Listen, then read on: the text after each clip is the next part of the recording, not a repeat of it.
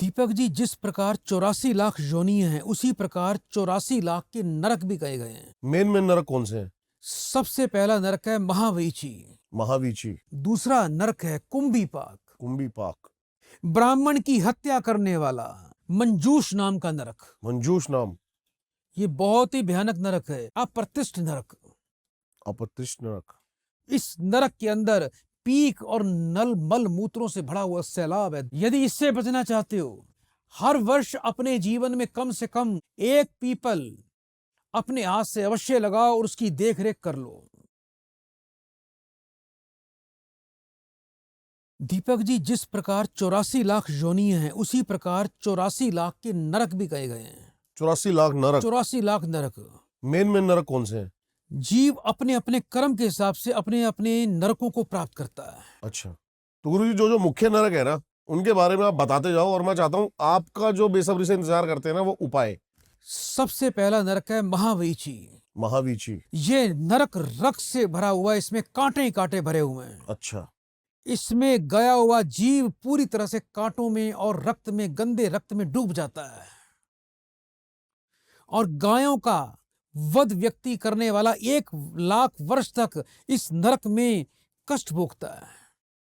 अब इसका उपाय सुन लो। उपाय बताओ गुरुजी इसका। 3 आंवले के पेड़ और 5 आम के पेड़, 1 पीपल और 1 नीम का पेड़ आप अपने हाथ से लगा दीजिए तो इस घोर नरक से आप पूरी तरह से बच सकते हैं। और जितना अधिक हो सके अपने हाथ से आप गेहूं का दान करना शुरू कर दीजिए इस नरक से बचाव के लिए। नंबर 2, दूसरा नरक है कुंभीपाक। कुंभीपाक। दूसरों की जमीन को हड़पने वाला, क्या बात है। ब्राह्मण की हत्या करने वाला इस नरक में जाता है। गर्म रेत और अंगारों की सैलाब के अंदर से उसको गुजरना पड़ता है। इससे बचने का उपाय सुन लीजिए। अब बताइए गुरुजी बताइए। वेदों का पाठ करना चाहिए, देव पूजन करना चाहिए, उसे प्रार्थना करनी चाहिए, उसे संसार में सबके लिए प्रार्थना करनी चाहिए। ऐसा व्यक्ति यदि ऐसे पापों से बचना चाहता है तो ऐसा व्यक्ति विकलांगों के लिए गृह की व्यवस्था करे, विकलांगों के लिए भोजन की व्यवस्था करे, विकलांगों के लिए वस्त्रों की व्यवस्था कर दे तो वो व्यक्ति इस पाप से बच सकता है। नंबर 3, रौरव नरक। रौरव नरक। रौरव नरक। जो लोग संसार में दूसरों की झूठी गवाही देते हैं, ये तो आम चलन बन चुका है। हाँ जी। लेकिन इस झूठी गवाही देने वालों, सुनो इस नरक के बारे में।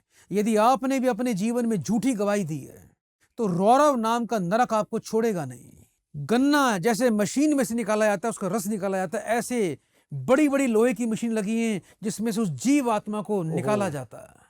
यदि इससे बचना चाहते हो उपाय तो मंत्र सुन लीजिए। श्री हरि विष्णु का ध्यान करे।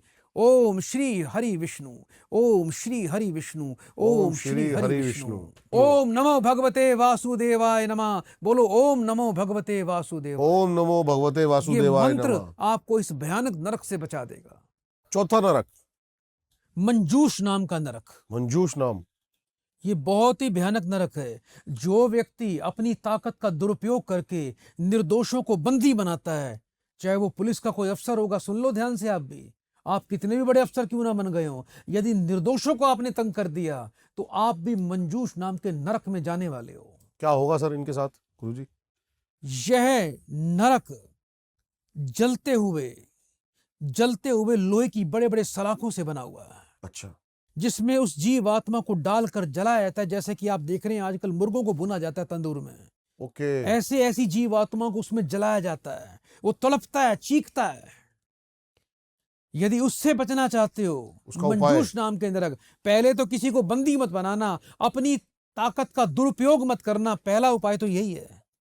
इस नरक में जाने का कारण भी तो जानो, उस कारण को ही छोड़ दो। एक चीज और मैं आपको बता दूं कि आप ये जो उपाय बता रहे हो गुरुजी, उसके बाद आप कर्म भी तो सुधारने होंगे इंसान को। बिल्कुल सुधारने होंगे।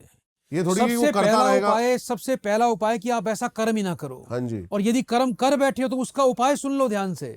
नरक चतुर्दशी के दिन भगवान श्री कृष्ण, हनुमान जी और कालिका माता का अनुष्ठान करें। इनको 56 प्रकार के भोग लगाएं और इनके लिए यदि कोई व्यक्ति देवालय बना दे जिनमें तीनों की स्थापना हो जाए तो आप इस घोर नरक से बच जाते हैं।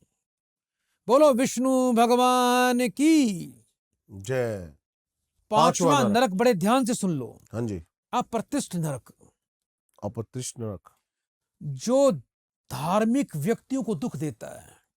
कोई ब्राह्मण है, कोई धर्म कर्म करने वाला है, कोई अच्छी आत्मा है, कोई पुण्य आत्मा है, यदि उसको कोई तंग कर रहा है, उसको कोई दुख दे रहा है, तो इस नरक से नहीं बच पाएगा।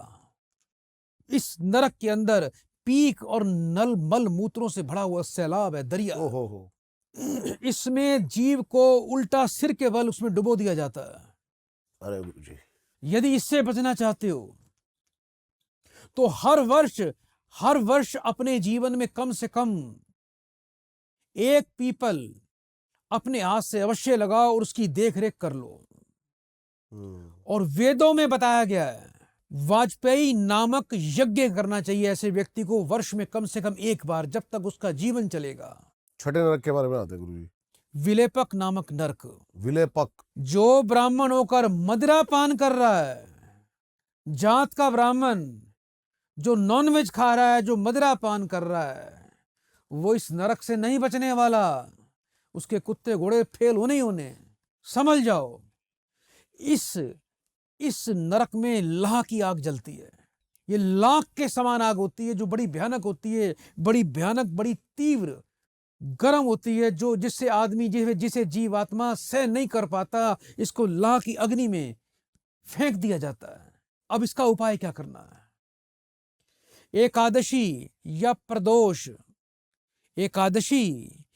प्रदोष या शिव चतुर्दशी का जो व्यक्ति व्रत रखे हर समय पर, हर वर्ष, वो इस दोष से बच सकता है, इस पाप से वो मुक्त हो सकता है। इससे अगला नरक है जयंती नरक, 7वां। ये बहुत ही विशाल चट्टान है। इस नरक के अंदर वही जाता है जो पराई स्त्रियों से संबंध बनाता है, जो स्त्रियों का शोषण करता है, जो अपनी ताकत के बल पर स्त्रियों को अपने जाल में फंसाता है, वो इस नरक में अवश्य जाएगा। ऐसे बड़े बड़े कंपनियों के बॉस हैं जो अपनी एम्प्लॉइज को ही नहीं छोड़ते। ऐसे बड़े बड़े फिल्मकार हैं जिनके पास लड़कियां अपने काम को लेकर जाती हैं, ये उनको ही पकड़ लेते हैं। ये सारे बड़े बड़े प्रोड्यूसर इस नरक में अवश्य जाने वाले हैं, बचेंगे नहीं। ऐसे जातक को अष्ट धातु की भगवान विष्णु की प्रतिमा घर पे स्थापित करके भगवान विष्णु का पूजन करना चाहिए।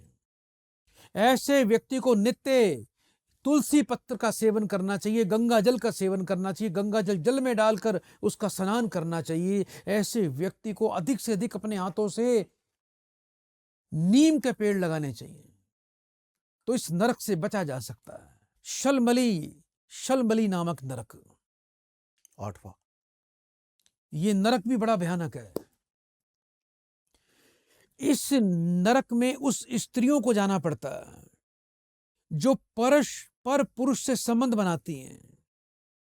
तो एक जलता हुआ शलमली नामक वृक्ष होता है, इनको उसके साथ आलिंगन करना पड़ता है।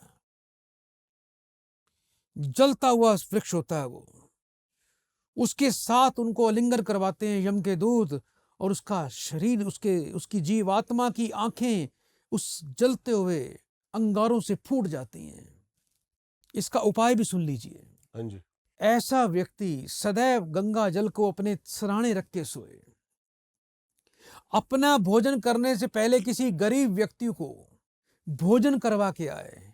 अपना भोजन करने से पहले गऊ की सेवा करके आए। अपना भोजन करने से पहले ब्राह्मण की सेवा करके आए, तो अपना भोजन करे, तो इस पाप से मुक्ति मिल सकती है। गुरुजी 9वां नरक, महारौरव नामक नरक, जो व्यक्ति अपने जीवन में खेत खलियानों को नष्ट करता है, खेत में फसल लगी पड़ी है, उस पर अपनी गाड़ी चला देता है, उस पर ट्रैक्टर चला देता है, उस फसल को नष्ट कर देता है, उसको इस नरक का सामना करना पड़ता है।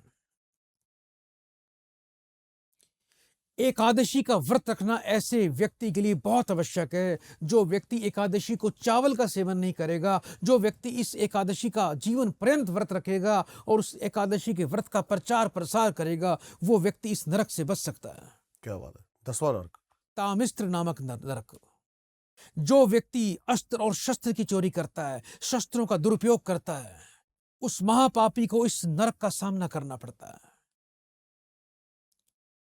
ऐसे व्यक्ति को विष्णु सहस्त्र नाम का पाठ करना है। विष्णु सहस्त्र नाम का ऐसे व्यक्ति को यदि नित्य पाठ करेगा तो वो जीवात्मा इस घोर नरक से बच जाएगी। क्या बात है।